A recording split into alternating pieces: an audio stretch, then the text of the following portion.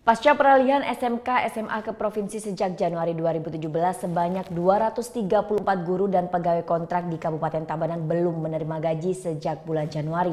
Hal ini pun dikeluhkan oleh para tenaga pengajar maupun pegawai yang masih berstatus kontrak. Dwi Rahmawati, salah satu guru kontrak yang mengajar mata pelajaran sejarah di SMA Negeri 2 Tabanan sejak Januari 2017 hingga bulan April ini belum menerima pembayaran gaji. Dia sendiri tidak mengetahui pasti penyebab belum dibayarkannya gaji hingga saat ini. Padahal berbagai persyaratan administrasi telah dia penuhi. Sementara untuk memenuhi kebutuhannya sehari-hari, istri dari seorang guru SD ini pun memilih menjadi guru les dan berjualan melalui media sosial sebagai tambahan penghasilan.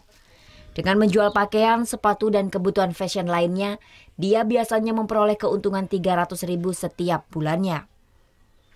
Penghasilan itu pun sebenarnya tidak mencukupi.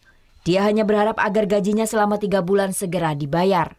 Dalam 1 bulan dia seharusnya menerima gaji sekitar 2.400.000 sesuai dengan upah minimum rata-rata di Provinsi Bali. Pastinya semangat kita untuk mengajar itu berkurang, tetapi kita kembali lagi ke tugas pokok kita sebagai guru. Ya, kasihan juga anak-anak nggak dapat ini Kalau kita tinggalkan anak-anak, kasihan juga anak-anaknya nanti terbengkalai, nggak dapat belajar.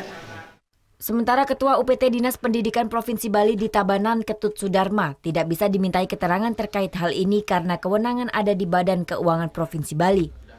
Namun dari data yang ada untuk Kabupaten Tabanan tercatat 234 guru dan pegawai kontrak SMA SMK di Tabanan yang belum menerima pembayaran gaji. Sebelumnya pengelolaan SMA SMK yang berada di bawah pemerintah kabupaten sejak Januari 2017 dialih kelola ke pemerintah provinsi. Sehingga untuk pembayaran gaji menjadi tanggung jawab provinsi. Surya Sanjaya melaporkan untuk NET.